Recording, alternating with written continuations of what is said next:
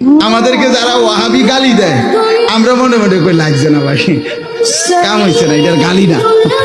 আমনে গালি যেটি মানুষে কয় এটি গাইলেন আমি, তাই না ভালো, তবে না তার গাইল লাইছি, এরপরে না আপনি সুবিধা পাইবেন হাসরের ময়দানে এই গালির জবাব দিতে হবে।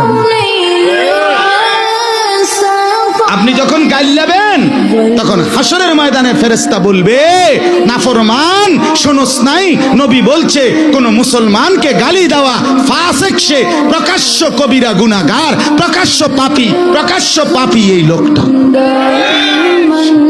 কাজেই মুসলমান নিজের দ্বীন ঠিক করেন, নিজের ঈমান ঠিক করেন।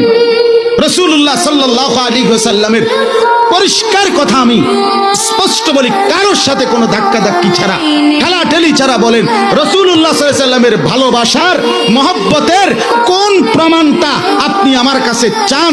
আমাদের কওমি উলামাদের কাছে আপনি কোন প্রমাণ চান? নবীর ভালোবাসায় কি সুন্নত মানি না আমরা, নাকি দুরূদ শরীফ পড়ি না আমরা, নাকি সোমবারে রোজা রাখি না আমরা? নবীর ভালোবাসার কোন প্রমাণ চান? চ্যালেঞ্জ করলাম, কসম করলাম, সারা পৃথিবীর ওলামায়ে কেরাম, দেওবন্দি ওলামারা, কওমি ওলামারা খোলা মাঠে প্রমাণ করবে নবীর ভালোবাসার কোন কোন প্রমাণ আপনি দেখতে চান। এখন বলেন, বলেন ইনশাআল্লাহ, বলেন, এখন বলেন।